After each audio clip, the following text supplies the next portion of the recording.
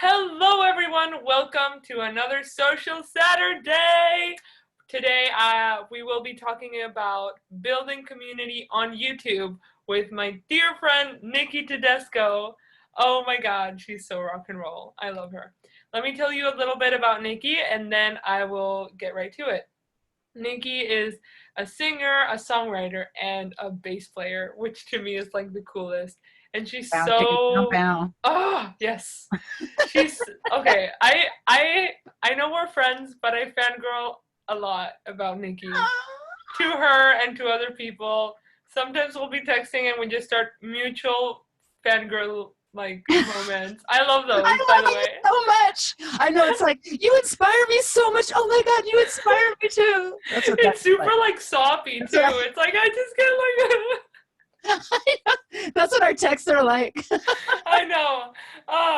Anyway, but Nicki here has mastered the art of YouTube. She has 6,000 subscribers, and what I really love about her is her ability to build community. How engaged these subscribers are, and how like democratic the process of your live streams are too.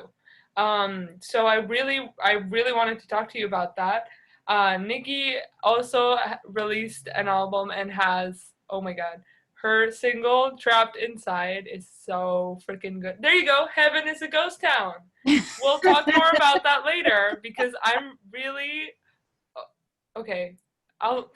I need to get into interviewer mode instead of No, like no, tell me fangirl. about how much you love Trapped Inside. Let's just get in. Oh, Get in. How it's much do you just love that like song? we all do get trapped inside, and it's like, Yeah, oh, and in like, here. yeah, exactly. Anyway, so can you start by telling us a little bit about your journey with YouTube? Like, how did you start? What do you do? How did you start growing? Just give me like a little timeline. Okay. So first, I'll just give a quick overview. Is that my channel is a bass channel? It's all about bass, and I don't. It's not like that song like that. It's about bass, actual bass playing. And anyway, I do bass covers, how-to videos, covers. Wait, I said that. And wait, what else? Oh, okay. So I was doing all this bass stuff, right? And I thought that that's what people wanted. I mean, that's what I wanted. I just wanted to make the videos that I thought I couldn't find, basically. And I'm also a songwriter, so then I took a little break to do my own music. But so now it's kind of evolved, and I'm live streaming all the time. So now I do like live streams, and I have this community. But the way that it started was I started a long time ago. I started my channel a long time ago, 13 years ago. Wow. 13 But years ago, I'm not I saying. was. Don't tell me. Don't tell me Yeah. you were 7. I Okay, so was. Okay, I was 10. oh, Excuse you. man. I was Okay. starting middle school 10 years ago. I mean, 13 years ago. Yes, with age comes wisdom. Yes, I agree. Like, I gotta like focus on I gotta focus on what I'm getting from this. Anyway, so yeah, so I started my channel in 2007, and I did my first video was an Anesthesia cover of Cliff Burton bassline, and it like got like 2,000 views in 2 hours, and it did really great. And then I didn't understand what to do, so I just left it there and didn't do anything for years. Like I had a channel and didn't do nothing. And then like 2 years later, I made another video. So I just didn't understand what to do. But then, I was really obsessed with other YouTubers, like, but in different areas, not musicians, in completely different career type of modes. I was like, how do they make these YouTube channels so like million subscribers and all that? So I would do all this research, like, what do you got to do? So then I was like, well, my value add is bass, so I'm just gonna have a bass channel. And I did some math, and it was like the genre of bass and bass channels and things that are specific to the bass guitar is like so small. It's such a niche or however you say it. But it is so small that I didn't really expect a lot. But then there's Davey 504, who's got like 6 million or 12 million subscribers. So but he just does comedy, and his channel started growing when he started talking in his videos. But anyway, so I just I would there's different ways you can approach it, right? So for a while I was researching how to build your YouTube channel. So I'd follow these videos. And you know, it helped me to get the channel together. Like I have like an opening video, like a video trailer that's like a channel trailer, right? I have a Patreon page. So I have like that research helped me figure out, I've got a fan here and my hair's going crazy. That research helped me figure out how to get like the bare bones things that I would need in place to just like logistically have my channel and have it be set up for AdSense and all that other thing. Anyway, I couldn't monetize. I didn't have enough hours. It's a long story. It's a long process. And you guys can find out how to do that. But we're talking about community today. Yes. So well, then what happened was I decided to make a long story short, I decided to only do what I wanted. And I swear to God, that was the key. Because, you know, I was doing all these videos that I thought people wanted. I thought, oh, they want Slipknot videos. And they do. Trust me, they do want Slipknot videos. So I would just keep doing Slipknot videos. And I was like, you know what, but I want to do a post-punk video. Yes. Okay. But I want to do a post-punk video because that's my roots. And I really love, I come from punk. So I wanted to start having a punk angle. And I remember I had a mentor at the time that was like, why are you doing that? Why are you even doing that video? You got to stick to the metal. They love the metal, you know? And then I was like, well, whatever, I'm going to do it anyway. And it's like one of my most viewed videos still. And it didn't have any promotion. And so my point is, do what you want. Okay. Do what you want. I really like that. Well, here's the thing. Like, when you do something you're passionate about, people can see do it. a better job, and people can tell, and people like tell. resonate with that. You are an expert because it's your thing. Yeah. You're not just like coming into some other area like unknowing what's going on and just reading some bullet points. Yeah. So there's that. So then, but getting to the community part. So my channel's trudging along, and then, you know, quarantine happened. And so my album was coming out. So then I told my channel, I did a video, and my patrons, I said, I'm taking a break from bass videos, and I'm just going to promote my record. And so then I started realizing that, and that was a really big jump for me, because I thought, no, they want Slipknot. They don't want, do they want my music? I don't even know. And I was like, I don't care. It's my channel. It's my music. Yeah. So I was like, I'm going to do what I want. And literally I found my fans, which is it's a small group. It's a very small group, but they love my music and they're really into it. Right. And so that's one portion of the people that are, you know, involved in my community. Then the second piece is that quarantine hit, right? And so I thought, you know, I'm going to do a live stream. This is how it started. I'm going to do a live stream. Whatever. I'm just going to play some songs. Pretty soon, I've got all this software. I've got like everything going on. I've got like a whole setup, you know, and because you know, I want to do it right. Whenever I do something, I want to do it right. I'm not just going to. I did one really bad live stream. The lighting was bad. The sound was bad. But the response was really good. And so then I started getting asked, well, why don't you do a live stream earlier for the people in Europe? So I was like, okay, I got a Europe live stream in the day for them. It's 10 p.m. for them. And then I do for England and 9 p.m. for like Italy. And then I do the 7 p.m. USA stream. And so I kind of have the same people on both, but I do have different people. Yeah. I'm sorry about that sound thing that's going on. I don't know what's happening. Anyway, so, but here's the interesting thing that happened. I also started getting into a thing, well, I think they want to hear this. I think they want to hear that. You know, because it always pops up. I think they want to hear this. So I start going down the road of, I think they want that. And I was like, you know what? I'm just going to do what I want. I came back again to, I'm going to do what I want. Yeah. And they really seemed to love it. And then, oh, here's another really important thing. So I was watching a video on, of course, I go to YouTube for everything. I'm not just a YouTuber. I go to YouTube to learn how to change my car filter, everything. And so it was like, how to live stream, how to get the best out of the live stream. And this one was, you got to think about the rebroadcast, right? And it made sense. It's like, don't talk to the people that are chatting, because you're going to restream it. And everyone that's watching it, they don't want to hear about what's going on with a chat that happened at a point in time, and it's not happening right now. So I did that for like a couple times, and I was like, this feels like I'm in a silo. This is really lonely. Yeah. Yeah. So then I was like, I'm just going to talk to the chatters, dude. I'm just going to chat with the chatters. And we start talking, and this is where it's totally opposite from these how-to videos, how-to live stream videos. totally opposite. They like say engage for this period of time, engage for this period of time. I'll let, whatever. I'm going to do what I want. I'm going to talk to people when I want to talk to them. I'm going to not talk to them when I'm not talking to them. Like, I'm just going to go with the flow.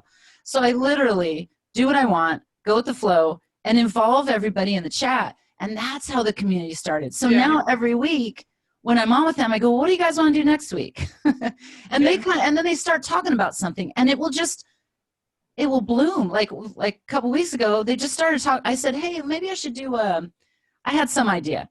And they all started talking about John Taylor. And then this guy talks about John Taylor. And then this girl talks about John Taylor. And pretty soon, the whole chat's talking about John Taylor. I was like, okay, we're doing John Taylor. I mean, it's obvious what's happening. So then I did John Taylor, and everybody loved it. Okay. That's really interesting. And I think that's a very powerful thing. So just to recap everything, research is important, quality is important, and really doing your best and having the appropriate gear. But the most important recurring theme seems to be following your intuition and doing what you want. Exactly. And in fact, the quality is not that important because people loved my crappy live stream. They loved it. You just did it. I did what? You just didn't love it. Oh, I didn't love it. Yeah. So for my own personal thing, I like to keep the quality up. I did have a couple comments like, your quality is always so good. Why is it bad all of a sudden? And I was like, I guess I got to improve. But the reason I think is because people right now in the world, and it's not just quarantine, it's just this technological world that we live in. Mm-hmm. People are so removed from other people, right? Mm-hmm. That they see beautiful pictures all the time. They see beautiful, incredible videos all the time. And what people are missing, and they might not even know it, they're missing a personal connection.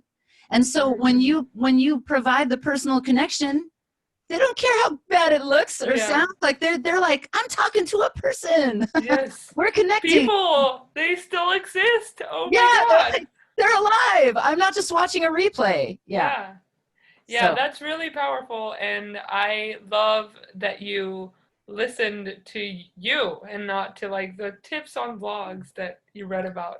I know. In that regard. Can you talk to us a little bit about your why with music, with your channel? Because it's a lot of work, and I know you work a lot in your music, and you like, it's crazy, guys. So talk, like, what is the driving force? Why do you do all this? You know, it's like, I don't really think about why I do it. It's just, if I don't do it, I think I would die. I think I would die inside. And I know that sounds like such a random answer, but... You think you would get trapped inside? I'm already trapped inside, girl. No, I feel like I have to. I have to. Yeah. I have to. If I'm sitting there watching TV, you know what's going through my mind. Oh man, you should get in the studio and work on that one song. You know, you have that little riff, and you know what I mean? And then, and I never, I have to. It's that simple. It literally is that simple. I have to, or I feel like something's wrong. Yeah. You know? That's a lot of how I feel. For me, like, I need to sing like I need to breathe. Like, it's not something I choose. I saw you post that the other day, and I was like, yes. I say that all the time. It just explains the way I feel about music. Like, the reason I share it with the world and grow online and grow and build a community around my music is because I want to empower people to see their own strength and build the life they want. But the reason I create music is ultimately because I have to. And that sounds so enslaving and terrible, but actually it's kind of great. I just love music. I mean, it's like a soundtrack to our lives. I mean, I'm always saying that, and so it starts to sound cheesy after a while, but it is. If I didn't have music, it would basically, music is like color to me. If I didn't have, if there was a life without music, it would just be, everything would be just a different scale of gray. And so it just adds color to my life, and it adds, it's like it adds emotion to the outline that is life. You know, it adds the emotion to it, and the feeling, and the vibration, and the the oxygen, like the life force. Definitely. Like it is life force. And so I just can't live without it. And it's literally that simple for me. Yeah. But I do have, I think that my songs are inspired by otherworldly stuff, like legit, Uh-huh.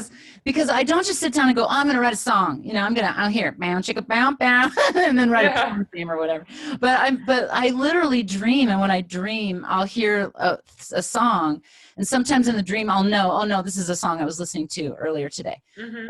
But if I can tell in the dream, no, this is a new song. Like this is a new song coming from the ether. And then I Yeah. wake myself up, and then I like, you should hear him. Oh my God. I should put out an album of all This my. poor guy has heard the worst. Yes. Yes. Some of them I listen to, and I'm like, what was I? What?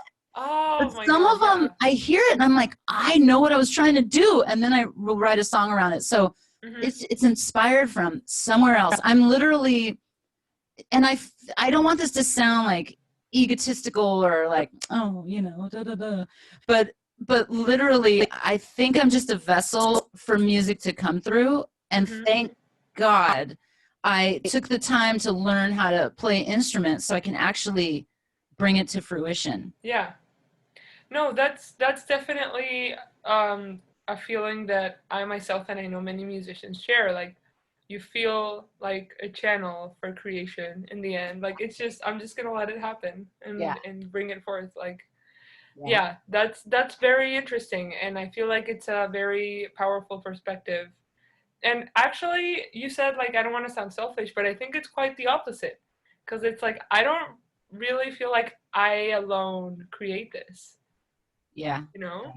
Yeah, like I would love to just chill and do nothing and Netflix and chill and just hang out and go to the beach.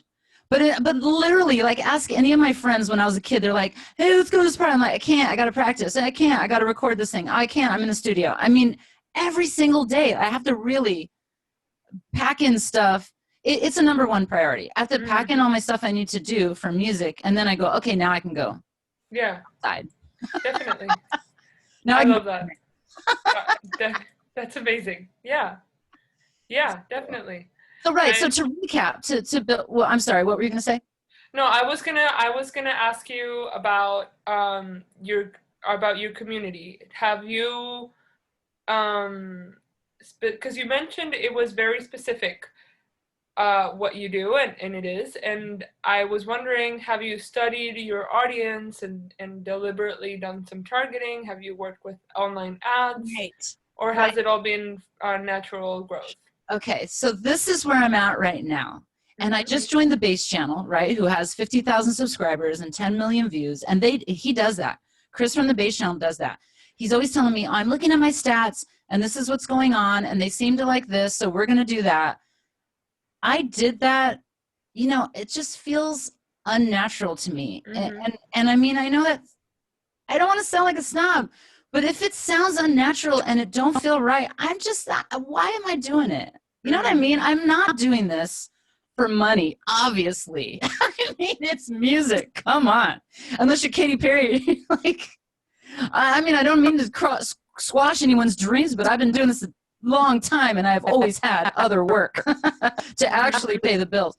I mean, there was a short period of time where, you know, I was a touring bassist and I made really good money that way. But then again, and it was amazing. It was for BT, the trance artist. He's amazing. He just put out an album just like 3 weeks ago, and he's incredible. And I love that. I love being a touring artist, but it is very tiring and taxing. And you're playing other people's music, and so you're spending your life and your time playing other people's music. And yes, now you're a professional musician getting paid to do music. That's wonderful. But I decided, and I feel like this was such a beautiful decision that I made. Like I feel so much more free that I don't care about making money from music. And I'm not saying don't try to make money from music. This is for me. I have other sources of income. So I do not need to make money off music. So that is not my goal at all. So that frees me from having to make anybody happy, having to satisfy any requirements of any record company or anything, right?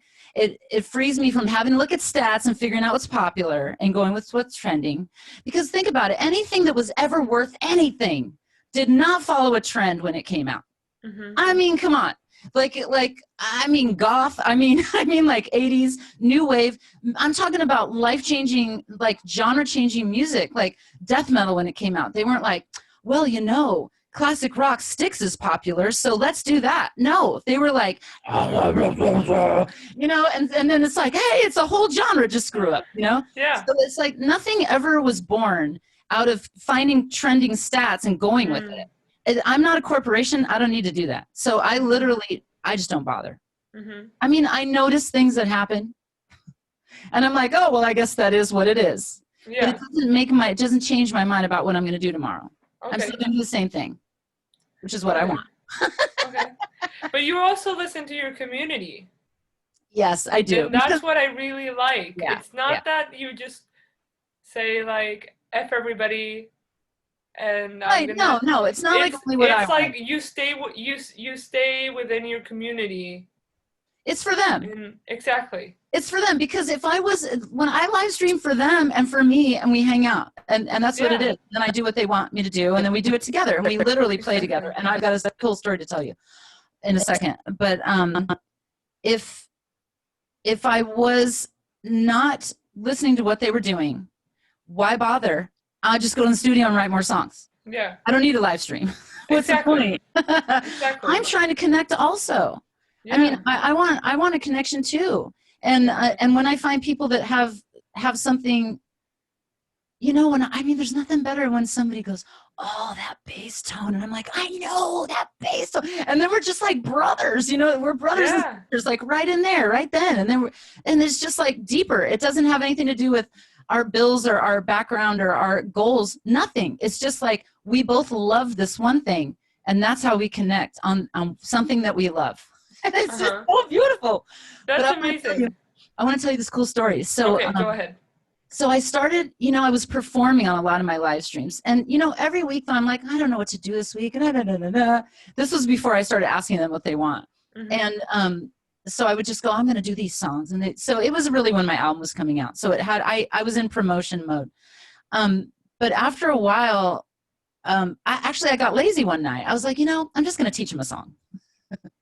I was like, I'm lazy. I know how to do the song. I'm just going to do it. I don't want to practice performing anything. I just want to come on and play bass. Because I hadn't prepared anything. I was like, so I'm going to teach him the song.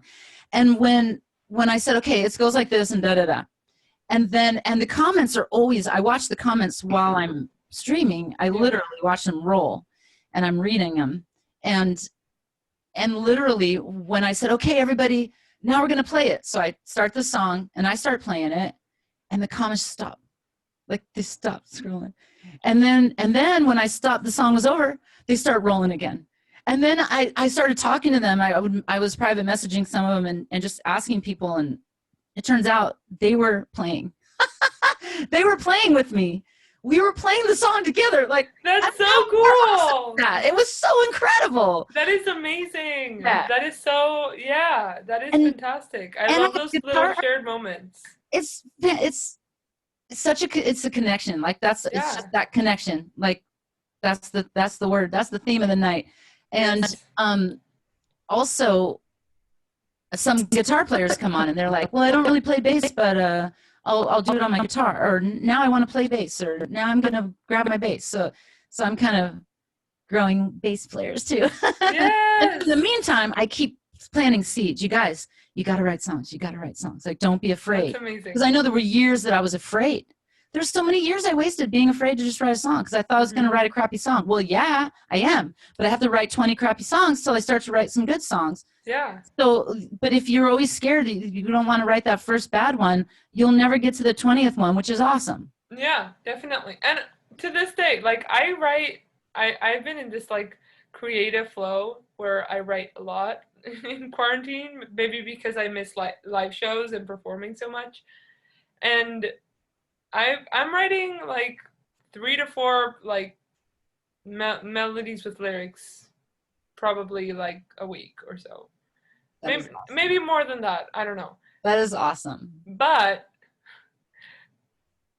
of those 4 to 5, I'd say.